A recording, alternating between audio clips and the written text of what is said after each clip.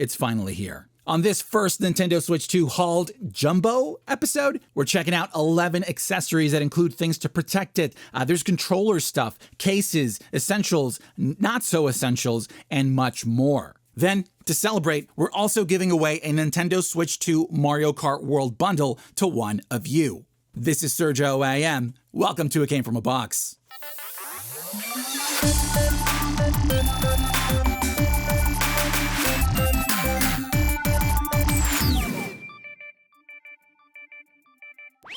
This is the new Switch 2 Pro controller. And yes, it's very similar to the original, but it's slightly thinner and comes with a few new upgrades. First thing, it nails the in-hand feel thanks to its round organic design, which makes it very ergonomic and comfortable. It's lightweight, but not in a cheap, hollow way. And it has a nice matte texture throughout, which I'm curious to see how it'll hold up to daily use. Now this time, the grips have no texture on them, which is a bummer, but because of its size, your hands can wrap around most of the controller, which gives you a solid grip regardless. As for what you can't see, it still connects via Bluetooth, but you can use it wired to reduce that latency. It has a 40-hour battery.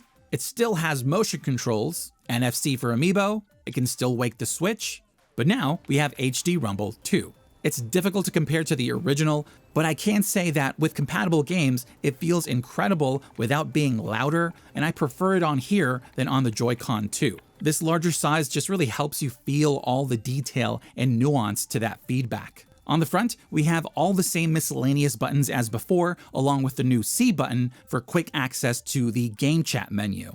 Up top, we have our player indicator LEDs, the pairing button, the USB-C charging port, and charging indicator LED. The face buttons are fine. They're about the same size and they're still a bit wiggly. Performance is great, they're very easy to tap, but they now have what feels like a softer actuation.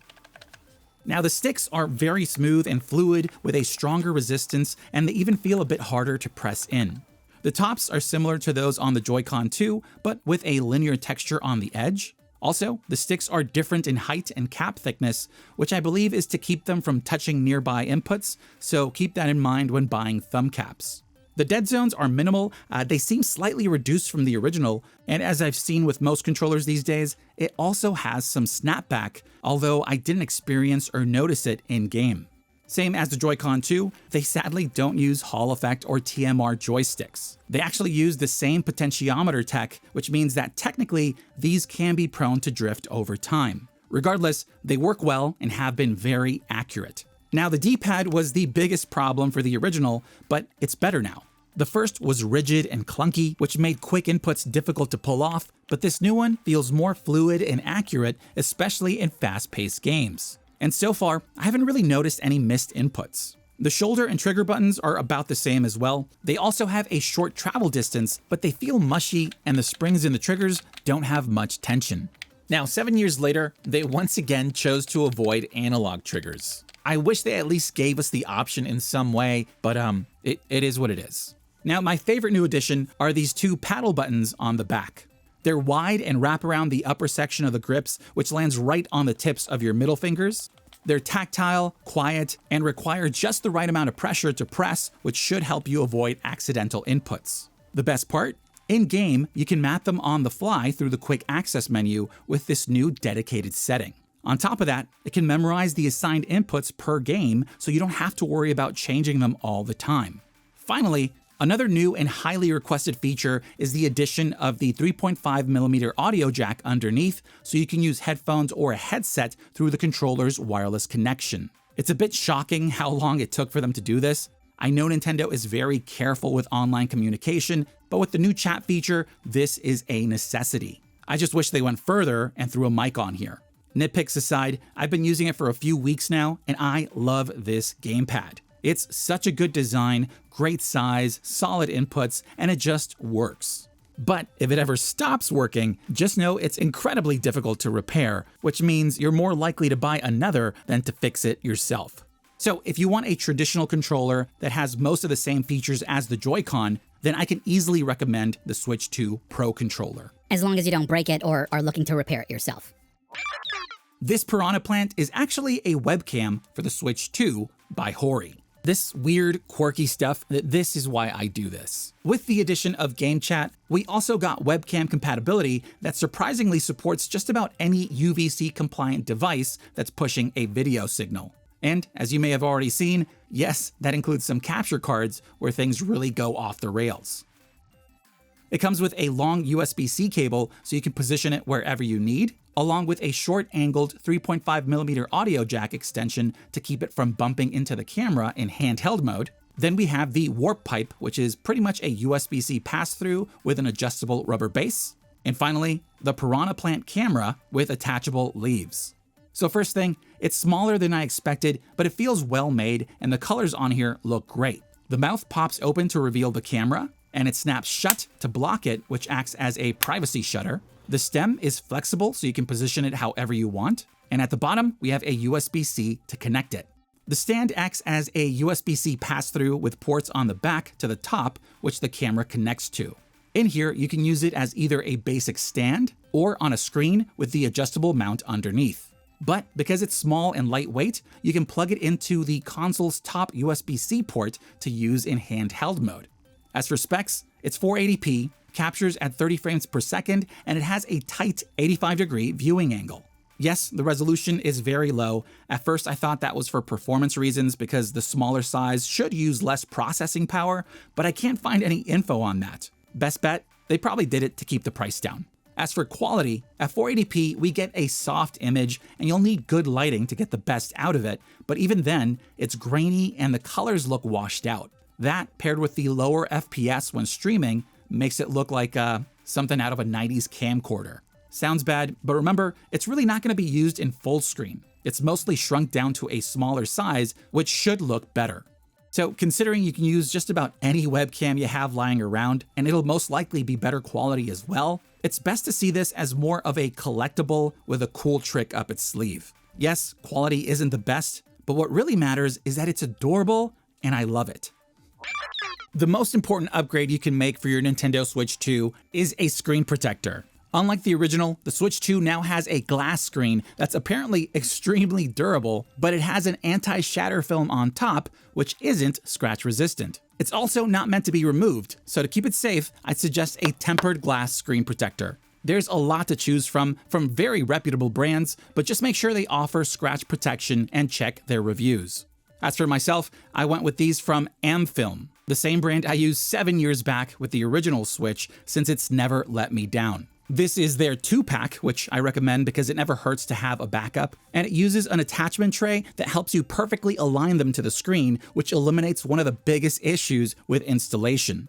I would never get it right the first time. It comes with everything you need. You've got an installation guide with a link to a video, 2 huge dust removal covers, 2 installation accessory bags, and the 2 tempered glass screen protectors on their easy installation trays. Installation is simple. First, remove the Joy-Cons, then use the included wet wipes and microfiber cloth to clean the screen. You can also use those dust removal stickers if needed. Then pull the tab downward to remove the protective film, and with the tray correctly oriented, you attach it to the console, and then slide your finger across to activate the adhesive. Now, you remove the tray and push away any remaining air bubbles towards the edges, and you're done. As someone who's always been terrible with installing these, the trays make it incredibly easy and the alignment is just about perfect. Just make sure there's no dust or particles before placing it and you should be fine. So it looks great, touch still works flawlessly, it doesn't affect the image quality, but more importantly, it's now scratch resistant, which means I don't have to worry about the screen getting damaged in the official dock, with protective cases that push against it, when putting it in a bag, or when someone threatens it with a knife. And if it ever breaks, unlike the actual screen, these are affordable and easy to replace. So if you don't have one yet, get one. The Switch 2 is bigger and better than the original, but it's still not very ergonomic. So to fix that, Satisfye is back with their ZenGrip 2. First thing, it's really thin and light. It's made of a hard plastic, but does have a bit of flex, and it's well constructed. To keep the console from scratching against it, we have silicone spacers on the back plate and within the corners of the grip to help it sort of float in there. That, along with these vents, also helps disperse any built-up heat. To attach it, I do it backwards. You place it in from the top and slowly push the console and grip together until it's in. Thanks to those spacers, the fit is very secure, but not too tight so you can still easily remove it.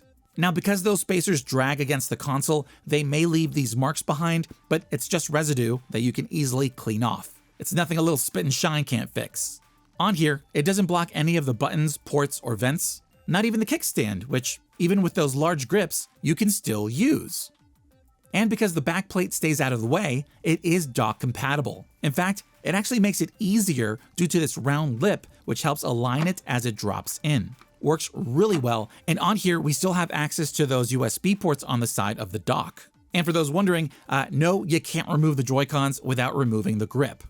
At the bottom, we have feet so it can stand on its own, and their height gives us just enough clearance below for the vents and to access that USB-C port. Another nice feature, each grip has a built-in game card slot. They slide and click in with a very secure fit, and to take it out, it does help if you have nails so you can dig into that tiny groove on the cartridge, and then with some force, you pop it out.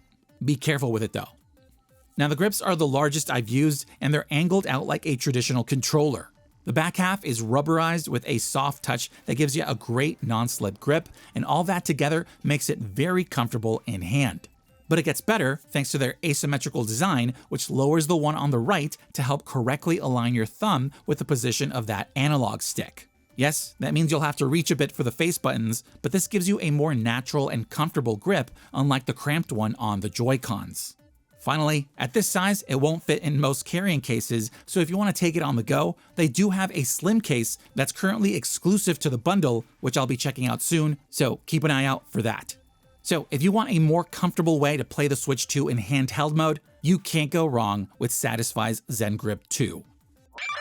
If you're taking your Nintendo Switch 2 on the go, it helps to have a carrying case and a power bank. And Belkin has tackled both with their new charging case. You can get it in this black, sand, or pistachio green, and you can also just get the case by itself. The case looks awesome, very slick with a premium water-resistant polyester exterior with this woven fabric look to it, and it's hard shell, albeit a bit thin. Up top, we have a large strap handle, and we have some high-quality looking zippers with nice zipper pulls. Inside, we have the removable power bank, which has a 10,000 milliamp capacity and can deliver up to a 20-watt charge, giving you about 1.5 times the amount of battery life, which is really useful considering how short the new Switch 2 battery is. It's small, with a little loop on the corner, a power button on the side, next to a battery life indicator LCD. Then we have two USB-C ports on the front, and it also comes with a very short USB-C charging cable with one angled end, which I'll show you how to use in a bit. Back to the case. Up top, we have a mesh compartment. It's lined with a really soft brushed velvet, along with a hidden pocket for a tracking tag, and in here, it just has enough room for some thin accessories, but you'll want to avoid anything larger because that, along with the games on the sleeve, will make for a very tight fit, putting pressure on the console. Next, in the middle, we have a flap with 12 elastic game card slots, and it also protects the screen with that soft velvet side when closed. And then we have this molded compartment underneath. In here, we have some space for tiny things, a slot for the power bank with a Velcro strap to keep it in place, and the Switch 2 goes right on top. Now that slot is a bit shallow and just shy of a perfect fit, which gives it this wiggle room to slide around inside, and that can make the bumpers or analog sticks slam around. But it is very minimal, I don't really know if it'll be a problem. An easy fix would have been to just make the slot deeper or add some extra padding or even a strap to keep it in place. So on here, you can connect the charging cable to the battery bank and use the angled side to charge the Switch 2 while either enclosed, or use the kickstand on this groove to charge and play in tabletop mode. Very simple, but it works well. So it's not perfect, but it's pretty close. I like the design, it's clean and modern, quality is top notch, it's versatile, and it's an awesome bundle to keep your Switch 2 protected and charged on the go. So you'd think with the higher cost of the Nintendo Switch 2 that this time around they would include a charging Joy-Con grip, but no. Same as 7 years ago, the Switch 2 comes with just a normal grip, and same as before, they also have a charging version sold separately. But the good news is that it does go a little further with the addition of two back buttons. Inside, you get a 5-foot USB-A to USB-C charging cable, and the grip itself. Same as back then, this version has a clear shell, and it actually looks really good. I wish they did this for the console itself, or at least the dock. On it, we have our player LED pass-throughs. The grips have those silicone spacers. The slots for the Joy-Cons are in this very light gray. And unlike the one that comes with the console, this one's connection tab actually has pins, which is how it charges the Joy-Cons. And the USB-C port to power it is up top, along with an indicator LED. Keep in mind, the grip does not have a battery inside. It only charges the Joy-Cons when it's connected to power.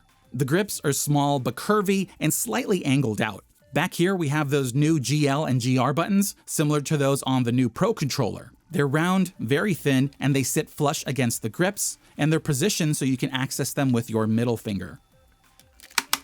So on here, the Joy-Cons aren't as ergonomic as the Pro controller, but they do feel much better. As for the GL and GR buttons, using them is super simple. You just hold the home button in-game to access the quick menu, where we now have settings for each button. Then you just assign the inputs you want to each and Make you fall in love with me. love this on-the-fly method, and the best part is that the console memorizes the button assignments per game, so you don't have to worry about changing them all the time when jumping between titles. So if it just came down to the charging, I'd say you're better off saving for the Pro controller, but I think those new back buttons really does make it an upgrade worth considering for the Joy-Con 2. If you mostly play your Switch 2 in handheld mode, you gotta check out the StandGrip bundle by Savage Raven, formerly Skull & Co. It's a handheld-only case, which means it isn't dock compatible, but it is quick to remove if you need to. Time! You can get it in this blacked-out bundle that includes the front cover, or separately in a few colors that you can mix and match, which include these awesome frosted ones. And the bundle is currently discounted to $24, which is one of the most affordable options out there, especially for the features and quality you're getting. The grip case is made of a soft touch matte TPU, flexible but sturdy, and really easy to attach. You get solid protection all around, including the power and volume rocker, which are still easy to use, and we have cutouts for all the essentials, including an odd one for the logo on the back, while also staying out of the way of the bumpers. On the back, we have curvy, medium-sized grips with a micro texture that altogether makes it feel great in hand. It also has a flat base so it can stand upright at an angle, but it's not the most stable. Now, the front cover is a rigid polycarbonate frosted shell, and on it we have these raised areas for the buttons and sticks. Same as the case, it pops on easily to protect the bumpers, the screen, face buttons, and sticks, even with thumb grips attached. And with these tabs, it pops off easily. So altogether, this case looks great, gives you a better grip, and protects the entire console, all at a budget price. And that's why it's currently one of our favorites. So if you want all the details, check out our full review. One of my favorite bags for the original Switch is back. This is the CitySlicker by WaterField Designs. For those new to them, WaterField Designs make artisan bags that are put together by hand in San Francisco with premium materials such as full-grain leather and waxed canvas. So that should give you a hint that, yeah, they're pricey. The CitySlicker starts at $129, and if you go with leather or if you add accessories, it can go a bit higher. Regardless, they keep selling out because the quality is there, and it's not every day that you come across something handcrafted like this. It's very niche. You can get it in waxed canvas with chocolate leather, or ballistic nylon with leather in either white, black, or this chocolate. They use full-grain leather that, yes, smells incredible, and each color looks great, but I love this beautiful worn look. It's also very durable. You can rough it up and those marks will heal or blend back into the grain. It's magical. Anyways, it has the same minimalist design as before with that large front flap that gives it this clean and elegant look. It's held shut with these magnetic clasps that attract together and snap shut with a good amount of strength from the sides, but pop right off when you lift. They're also great to fidget with. On the sides, we have loops for their optional straps, but you can also use your own. Underneath, we have another strap for your fingers so you can easily remove the console. On the back, we have a large compartment for accessories. To get in, we have a locked zipper that you unlock by lifting. Inside, we have a cushioned fleece against the bag, and this mesh material on the front, which is elastic so you can add a few bulkier items, but nothing too large. Back to the front, under the flap, we have 5 leather game card slots. They're a bit larger than the games, which makes them easy to slide in, but they have a snug fit, and the cutouts at the bottom makes them easy to eject. Off the sides, there's also these little pockets. Not sure if they're intentional or not, but you might be able to use it for something. Just don't count on it staying in there securely. The inside is lined with a soft and cushioned fleece all around that gives it a good amount of padding. On the back, we have a thin pocket for a few small things, but try to avoid anything bulky which can push up against the console. And on the front, we have another pocket, but with this red Ultra Suede on the front that goes against the Switch 2 screen. This helps avoid scratches and keeps it clean, but it also has cutouts that stay out of the way of the joysticks. In here, the console has a bit of wiggle room, which helps avoid putting any pressure on the sticks or buttons, and that also gives it just enough space to fit with a slim protective shell. Technically, you can fit a thicker one in here, but that does make for a very tight fit. So if you're looking for something classier than a generic bag or case, the CitySlicker is a fancy but low-key alternative that will protect and let you carry your Switch 2 in style. One of my favorite new Switch 2 features is the Joy-Con mouse mode. It works surprisingly well, but in this orientation, the Joy-Cons aren't as ergonomic as an actual PC mouse. And even with the straps attached, the base is still pretty thin and it's easy to tip over, but more importantly, when moving it around, you're more likely to angle it out, which can throw off the sensor. So to help with that, I found these Joy-Con mouse grips. They're generic and come in a set in either black or this console matching blue and red. They're plastic, but well made, and the size is about the same as a normal PC mouse. Underneath, we have 4 tiny silicone feet that sit flush with the base, so I don't think they'll do much. And in the center, we have cutouts for the sensor and pairing button. Both work with either Joy-Con, just flip to match the corresponding plus or minus symbol, and to connect them, you just align the rails with the slot and slide it in until you hear a click. It's a perfect fit, which is very secure in use.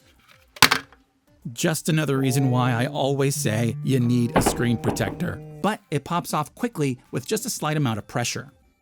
The grips have a rounded side to rest your fingers on. It wraps around the eject button, which is fine since we don't need it in this mode, and the other is flat so we can access the face buttons. Now to get the best out of it, you need a good grip.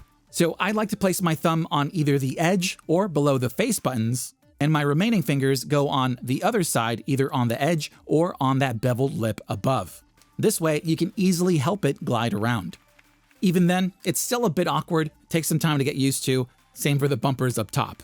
But the wide base is a big upgrade and makes it much better to use in this mode. It not only makes it faster, but paired with a mouse pad, it's much easier to maintain accuracy, which in something like a first-person shooter is everything. So if you like mouse mode and want to improve your accuracy, I'd say they're worth a shot. You see what I did there? As someone who loves jumping between games, one of my first pickups for the Switch 2 was a MicroSD express card. Love it or hate it, the industry is moving away from physical games, which means we're all gonna need much more storage to juggle all these digital titles. Although the Switch 2 comes with a larger internal storage of 256 gigs, new titles will also be larger, with some like Cyberpunk being over 56 gigs, which will use up that space before you know it. This time around, the Switch 2 uses these new microSD express cards, which are the same physical size as a standard microSD card, but about 8 to 10 times faster, along with a new price tag that's roughly 2 times more expensive per gig. So as I started to dig around, at least here in the States, the most affordable were these from Walmart through their ON store brand. There's a 256 gig card for $36 or one for 512 gigs for $66. As of right now, that's $35 to $65 cheaper than the others, which is why they kept going out of stock at launch. Now, because ON is a budget brand, you might think these are just generic crappy cards, but apparently they're rebranded Lexar cards. I don't know how that works behind the scenes, but I've been using Lexar cards on the original Switch for years now without a single issue, so hopefully that means these will last just as long. As for performance, so far these have been great, and based on some of the Lexar card tests out there, even if these were just slower by a few seconds, I don't really care if it means saving $40. Hopefully these will push other brands to adjust pricing, but for now, if you can find one, these cards are a no-brainer. Also, now that I think about it, having quick access to all these games is probably the reason why I can never finish any of them these days. Don't say that. If you want to protect your Nintendo Switch 2 from bumps and scratches, but don't want a thick, protective one, check out Spigen's Nano Pop Case. It comes in a few colors. The console shell is black, but you can get the Joy-Cons in different ones, such as dark gray, a mangoish yellow, and a matching red and blue special edition. It comes with pieces for each individual part. We have 2 for the console and kickstand, and 2 more for the Joy-Cons. So it's not really a case as much as it is a shell, and the pieces are made of a very thin and light polycarbonate that's slightly reflective and with just the right amount of thickness to protect against scuffs and scratches, but it won't do much to resist the impact of a drop.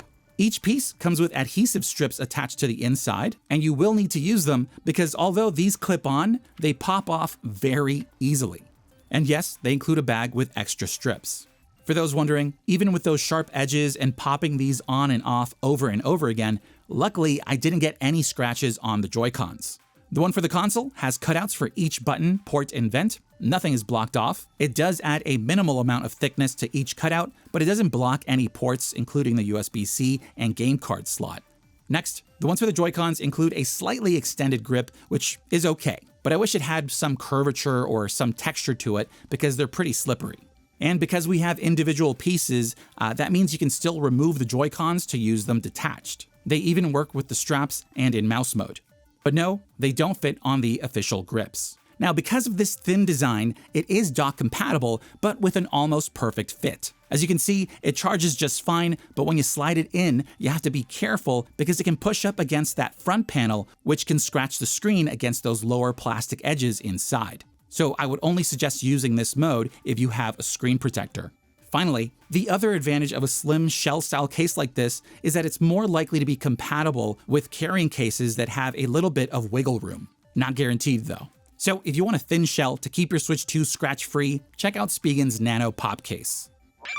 So those are the first 11 of, let's just say, many. We already have the lineup for the next episode, but let me know what you think of these down in the comments, along with any others you'd like us to check out.